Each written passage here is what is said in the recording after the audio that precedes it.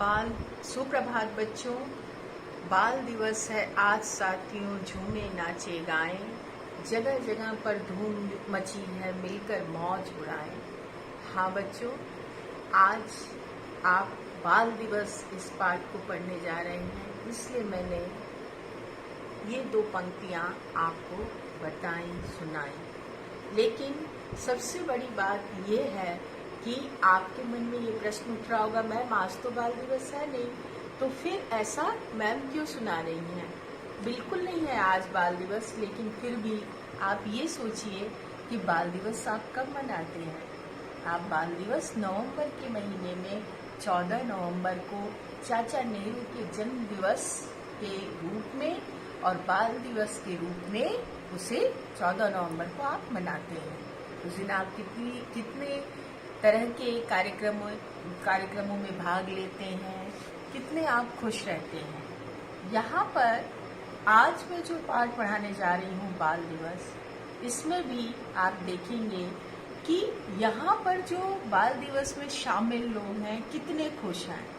लेकिन यहाँ पर अंतर है, यहाँ पर मनुष्य नहीं है, यहाँ पे बच्चे नहीं है,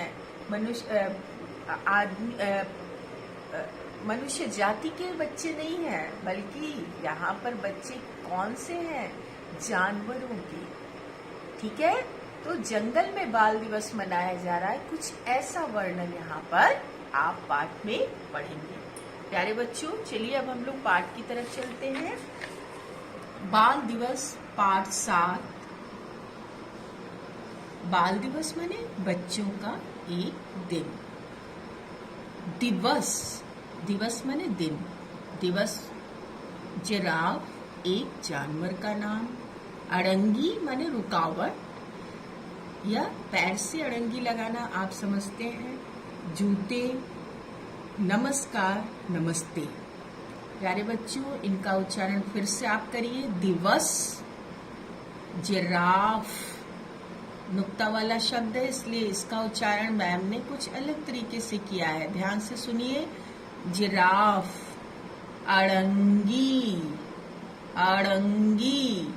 यहाँ पर आपको किसी तरह का भ्रम ना हो कि मैम अड़ंगी भी क्या नुक्ता वाला शब्द है? नहीं, अड़ंगी नुक्ता वाला शब्द नहीं है, ये हिंदी वर्णमाला का अड़ है। ठीक है बच्चों, इसमें पहले से ही बिंदु नीचे लगा रहता है। ठीक, अब जूते, नमस्कार। अब चलिए हम लोग आगे पढ़ते हैं। आज जंगल में बाल दिवस है। सब जानवर जोर शोर से काम में लगे हैं।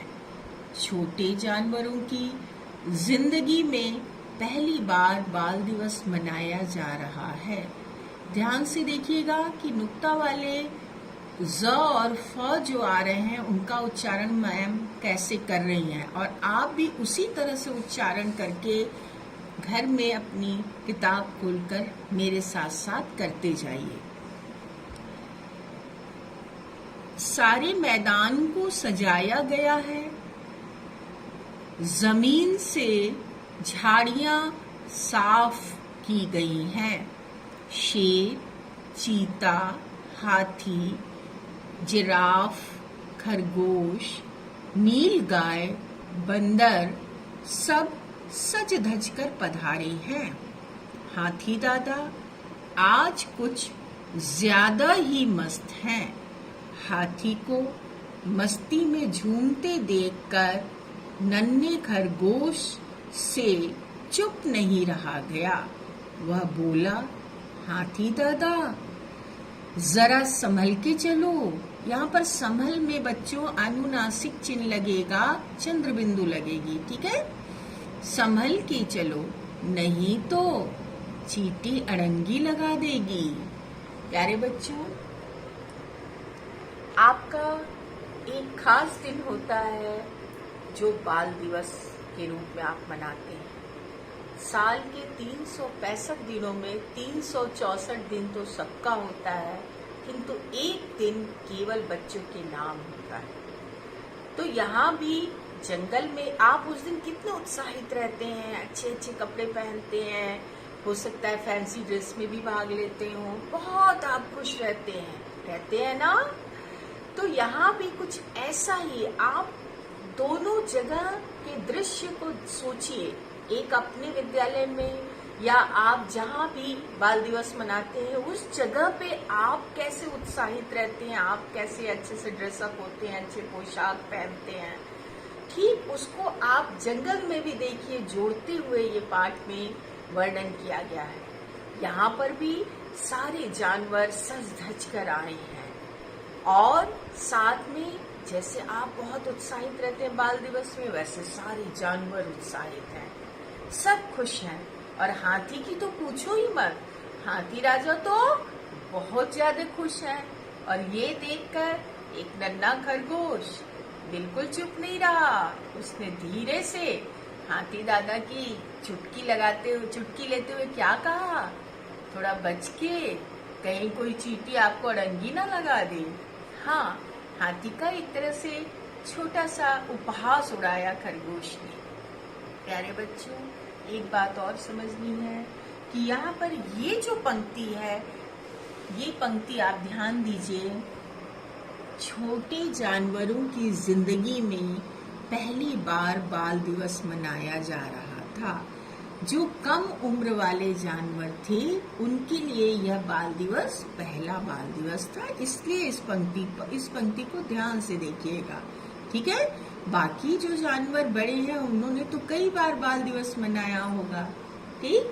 और एक चीज ध्यान देने की है कि पाठ में आपको नुक्ता वाले शब्द का बहुत ज्यादा प्रयोग हुआ है।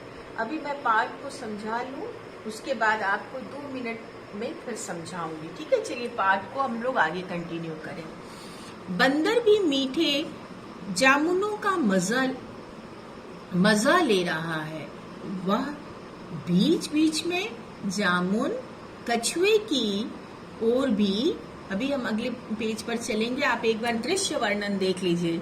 शेर है, शेर ने पीले जूते पहन रखे हैं, कितना खुश है। हाथी की तो पूछो मत, इतना खुश है, खुशी से नाच रहा है। और जिराफ भी हंस रहा है। और यहाँ देखिए बंदर जामुन के पेड़ पर जामुन खाने में मस्त है और पीछे से भी जानवर झांका ताकी कर रहे हैं। सांप भी है, चिड़िया भी है, छोटे छोटे कीड़े मकोड़े भी हैं और गिलहरी फुदक रही है।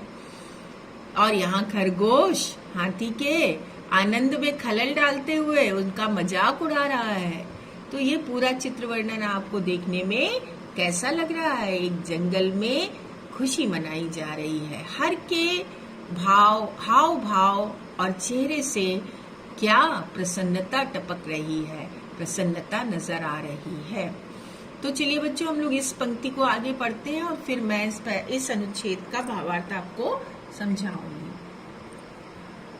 उसके पहले था वाक्य पूरा, वह बीच बीच में जामुन कछुए की ओर भी उछाल देता है। देखिए यहाँ बंदर जामुन पेड़ पे बैठ के खा रहा है और बीच बीच में कछुए की ओर उछाल रहा है। कछुआ भी खुश होकर जामुन खाए जा रहा है। कभी कमीज के बटन खोलता है और कभी बंद कर लेता है। बंदर का यह स्वभाव होता है, वो बहुत चंचल नटखट होता है, वो स्थिर नहीं रहता। कभी कुछ करेगा, क्षण में कुछ करेगा, कभी उछलेगा, कभी शांत होगा, फिर कूद मचाएगा, कुछ न कुछ वो करता रहेगा। बहुत ही चंचल स्वभाव का होता है, इसीलिए उसके बारे में ये लिखा गया है कि वो बैठ के अपने मजे से जामुन कभी खा रहा है, कभी कुछ कर रहा है, कभी बटन खोल रहा है कमीज की, अब आगे कभी कमीज की बटन बंद कर ले रहा है।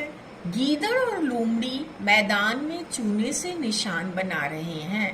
प्यारे बच्चों, जब आप लोग के विद्यालय में कोई कार्यक्रम होता है तो अगर वहां पर मार्च पास्ट या वहां पर आप कोई भी कार्यक्रम के हिसाब से निशान बनाए जाते हैं, जिससे कि बच्चों को ये समझ में आए कि उन्हें कहाँ खड़ा होना है, उन्हें कैसे कहाँ किस जगह पर चलना है, ये सारी चीजें इसलिए निशान लगाए जाते हैं। तो यहाँ पर कौन निशान लगा रहा है चूने से? लोमड़ी और गीदड़। देखिए यहाँ पर लोमड़ी और गीदड़ दोनों मिलकर निशान लगा रहे हैं। खरगोश प्याऊ पर बैठा है, प्याऊ पर बैठा है, सबको जल पिला रहा है। प्याऊ, आप सोचते होंगे क्या है? प्याऊ एक ऐसी जगह जहाँ पर जन साधारण को मुफ्त में पानी पिलाया जाता है। इसको पौशाला भी कहते हैं और भी कई नामों से इसे बताया जाता है। पौशाला भी, पौसारा भी कहते हैं। चीता गले में लाल रुमाल बांधे नाच रहा है। चीता की मस्ती देखिए, कितना आनंद मग्न होकर के, आंखें बंद करके लाल रुमाल गले में बांधकर, और कितनी खुशी खुशी वो नृत्य कर रहा है।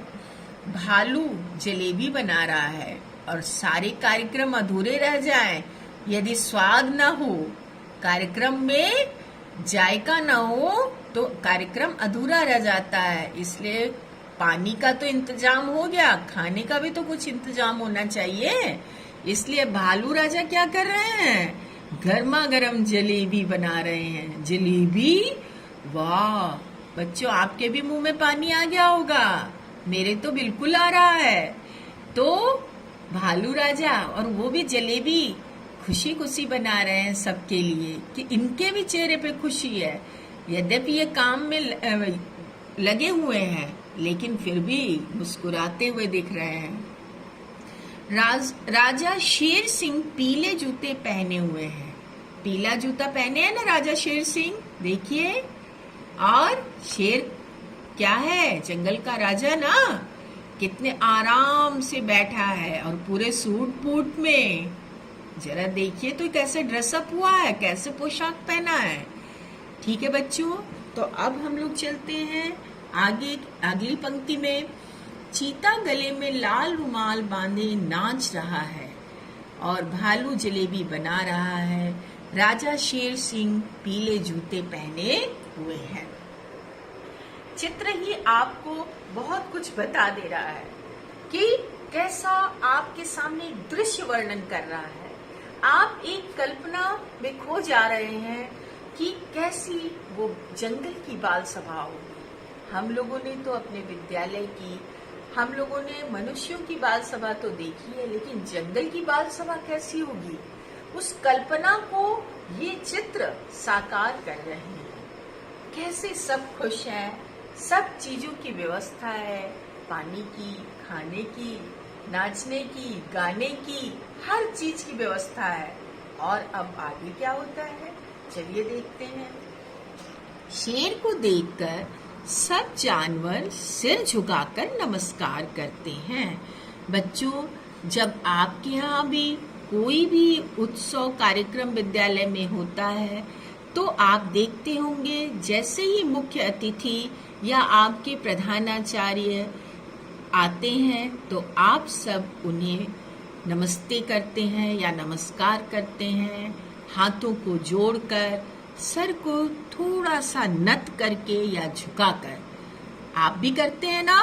तो वहां भी जंगल का राजा कौन होता है? जंगल का राजा शेर। तो जैसे ही शेर आता है सभी जानवर सिर झुकाकर, हाथ जोड़कर नमस्ते करते हैं, नमस्कार करते हैं। सब जानवरों के बच्चे शेर को देखकर खड़े हो जाते हैं। आप लोग भी अगर कुर्सियों पे बैठे होते हैं या जमीन पर गद्दे या दरी पर बैठे होते हैं तो आप भी खड़े होकर मुख्य अतिथि के आने पर या प्रधानाचार्य महोदय के आने पर अपनी जगह पर खड़े होते हैं ना, उनके सम्मान में। फिर भले ही बैठ जाते हैं लेकिन उस समय तुरंत खड़े होते हैं। तो यहाँ भी देखिए आपकी ही तरह जंगल के जानवर भी सिर झुकाकर नमस्ते करते हैं शेर को, और जितने जानवरों के बच्चे हैं वे सम्मान में शेर राजा के खड़े हो जाते हैं। शेर के कहने पर सब बैठ जाते हैं। बहुत ही आप भी देखते होंगे कि आपके भी अतिथि या प्रधानाचार्य महोदय बोलते हैं, बच्चों अब आप लोग अपना स्थान ग्रहण कीजिए, कहते हैं ना। ऐसे ही शेर राजा भी क्या कहते हैं, अब आप लोग सब बैठ जाइए। शेर ने कहना शुरू किया। अब शेर जो है संबोधित कर रहे हैं जंगल के जानवरों को, संबोधित कर रहे हैं माने एक छोटा भाषण देते हुए शेर कहते हैं, क्या जिंदगी मिलजुल कर ऐसे प्यार से गुजरे तो कितने मजे हैं। क्या कहा, कितनी बड़ी बात इस एक पंक्ति में शेर राजा ने कह दी। हम मनुष्य भी इस पंक्ति से अगर सीख लें तो दुनिया स्वर्ग जैसी सुंदर बन जाए। प्यारे बच्चों, क्या कहा शेर राजा ने, जिंदगी यदि मिलजुल कर ऐसे ही प्यार से गुजरे, गुजरे माने व्यतीत हो या बीते, तो कितने मजे हैं। मजे हैं माने आनंद है, अर्थात मिलजुल कर रहने में ही सबकी भलाई है। ये संदेश कितना बड़ा संदेश है। अगर इस संदेश को सभी पालन करें तो दुनिया से बैर भाव, नफरत भाव, दुनिया से हिंसा का भाव, दुनिया से हर जगह अत्याचार, मारपीट, युद्ध खत्म हो जाए और चारों तरफ शांति, चारों तरफ आनंद, चारों तरफ खुशी का भाव फैल जाए। शेर की बात पूरी होते ही तालियां बज उठी।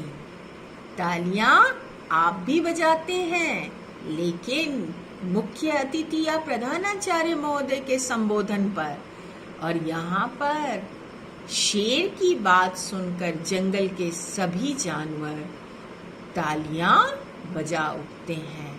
पूरा जंगल तालियों की गड़गड़ाहट से गूंज उठता है। और उसके बाद हाथी राजा, देखिए हाथी राजा क्या पकड़े हैं, माइक सिस्टम, यानी हाथी राजा कार्यक्रम का संचालन कर रहे हैं। और हाथी राजा क्या बोलते हैं, क्या अनाउंस करते हैं, अब बाल दिवस शुरू होता है। हाथी ने कहा, हाथी ने क्या ऐलान किया, क्या अनाउंस किया, अब बाल दिवस शुरू होता है। और इसके बाद बाल दिवस का आगाज होते ही, आरंभ होते ही क्या होता है, बाल दिवस शुरू होते ही सारा जंगल झूम उठा। सारे लोग देखिए नाच गाने में झूमने लगे, नाचते गाते, और हाथी, शेर सब खुश, हवा में लहराते पेड़ पौधे, ये भी मानो अपना झूम झूम कर अपनी खुशी बांट रहे हों। और बाल दिवस से की खुशी से पूरा जंगल आनंद विभोर होता है। प्यारे बच्चों, इस पाठ को पढ़कर आप लोगों के मन में एक खुशी का संचार हुआ होगा और आप लोगों को अपना बाल दिवस याद आ गया होगा। जरूर इस बार भी बाल दिवस पर हम लोग वैसे ही खूब आनंदमय वातावरण में खूब खुशियां बांटेंगे। और इसी शुभकामना के साथ आज मैं आपको कुछ इस पाठ से संबंधित खास बातें बताना चाहूँगी।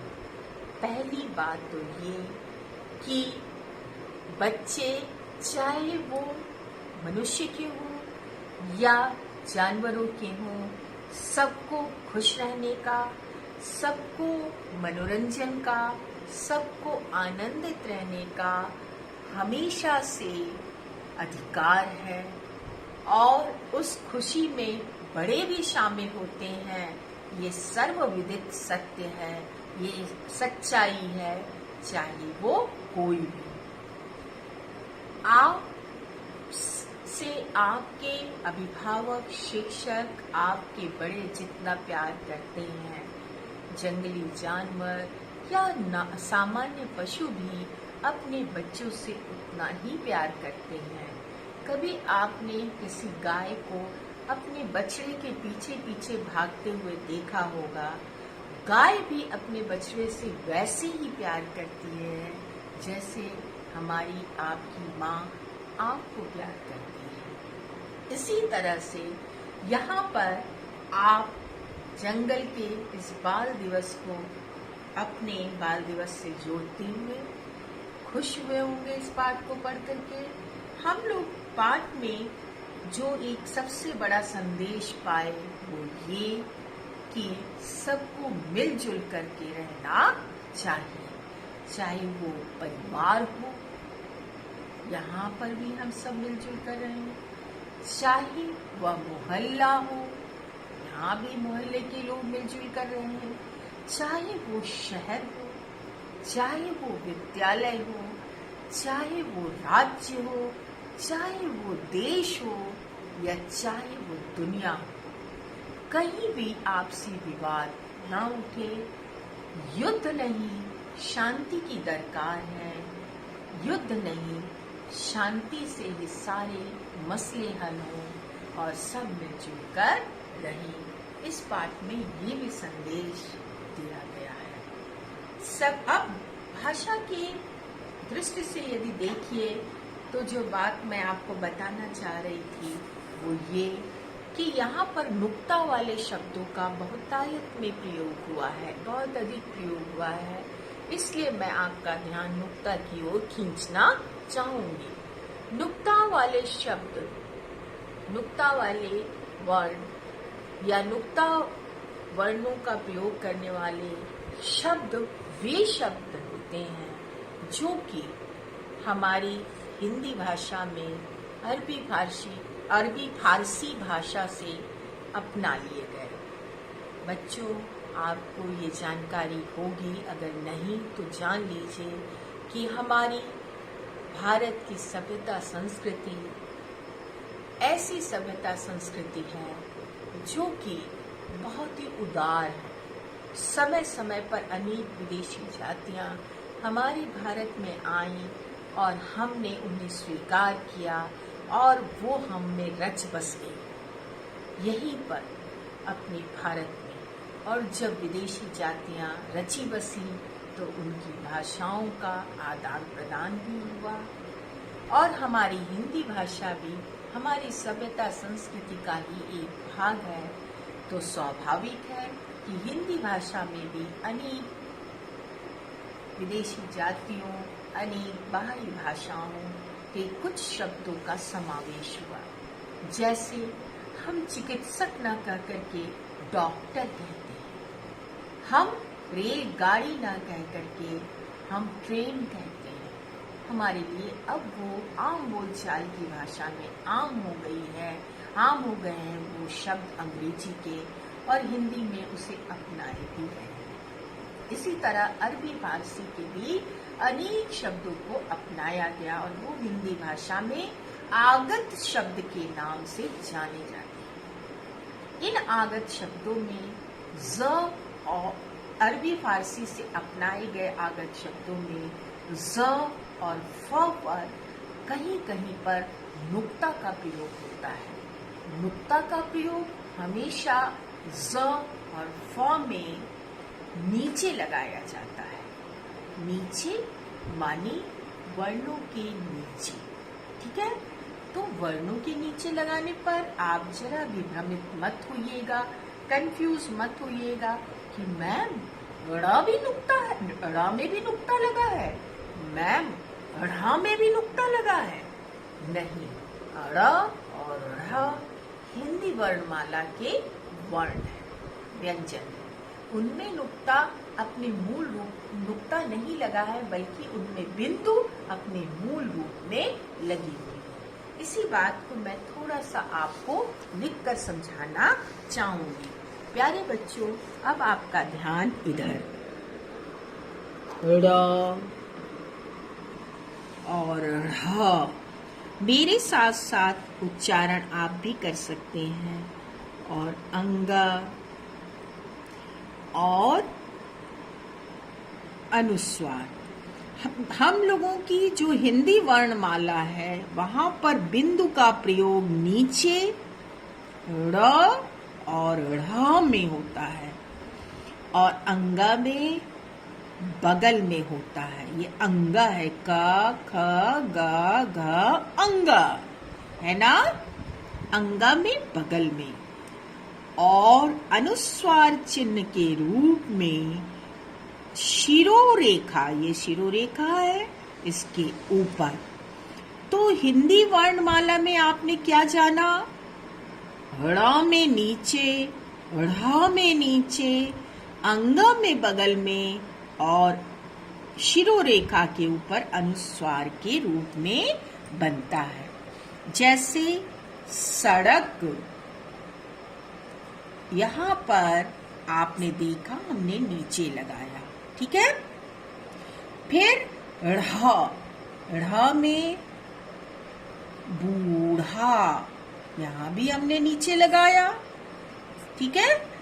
और कंगन, कंगन में ये छोटी पाई वाला शब्द है, तो कई बार ऐसे भी लिखा मिलता है और कई बार ऐसे भी लिखा मिलता, ठीक है। तो यहाँ भी आपने देखा, मैंने चूंकि अंगा का प्रयोग दिखाना था इसलिए कंगन को ऐसे लिखकर आपको दिखाया, ठीक है। आप ऐसे ही लिखे, ये मानक के हिसाब से ऐसे लिखा जाता है, ठीक है बच्चों।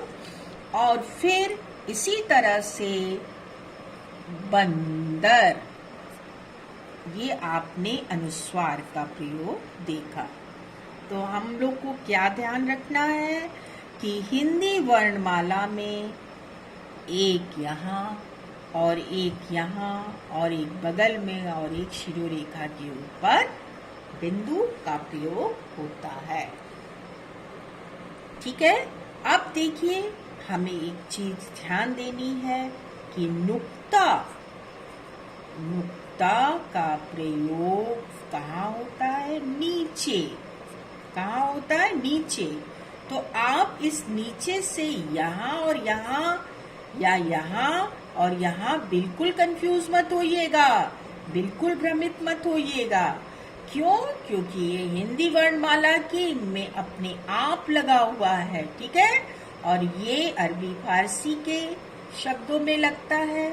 और यहाँ पर ज और फ में आप लगा देखेंगे, वैसे ख और ग में भी लगता है, लेकिन उसे अभी आपको जानने की जरूरत नहीं है, नुक्ता, ठीक है। ये मैं बस आपकी जानकारी के लिए बता दी हूँ, इसे अभी मत आप याद करिए, आपको बस यही याद करना है। जैसे अखबार, इसका एक शब्द आप देख सकते हैं। जैसे कागज, इसका एक शब्द आप देख सकते हैं। लेकिन ये केवल अपनी जानकारी तक रखिए, आपको ये दोनों शब्दों का प्रयोग आपके पाठ में हुआ है और आपको इसका उच्चारण और प्रयोग आना चाहिए। इसलिए मैं बता रही हूँ कि यदि इसका प्रयोग आपने सही नहीं किया तो अर्थ का अनर्थ भी हो जाता है। जैसे जैसे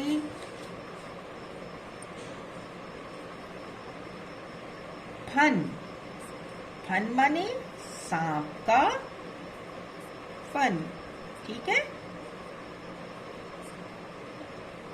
लेकिन यहाँ ये हमारा नुक्ता नहीं लगा है, किंतु फन, जब हम फन बोलेंगे तो फन माने हम कला या हुनर बोलेंगे, ठीक है बच्चों। आई बात समझ में? कला या हुनर बोलेंगे, ठीक है। सांप का फन, दोनों में अर्थ में अंतर कितना अधिक आया। एक का मतलब सांप का फन और एक का मतलब कला या हुनर। तो ये चीज मैं आपको समझाना चाह रही थी। और इनके उच्चारण में जब हम सामान्य ज बोलते हैं तो ज, जहाज, जैसे जहाज आप बोलेंगे तो ऐसे बोलेंगे, इसमें दोनों ज का प्रयोग है, जहाज। तो ज आप ऐसे उच्चारण करेंगे और फ ऐसे उच्चारण करेंगे। ठीक है, आई बात समझ में बच्चों? अब हम लोग नुक्ता वाले जो भी वर्ण है, व्यंजन है, उनका प्रयोग समझ गए और अपने ड़ और ढ़ से हमें जरा भी कंफ्यूज नहीं होना, ये भी ध्यान देना है। पूरे पाठ में अभी अभ्यास में भी आप देखेंगे इनका प्रयोग, तो इसको आप ध्यान रखिए, ये आपकी जानकारी के लिए जरूरी है। ठीक है, इसी के साथ बच्चों अब मैं आज के सत्र को समाप्त करती हूँ। आप भी खुश रहिए और सब तरफ खुशियाँ बांटते रहिए, चलते कूदते पढ़ते सीखते बड़े होते रहिए। धन्यवाद बच्चों।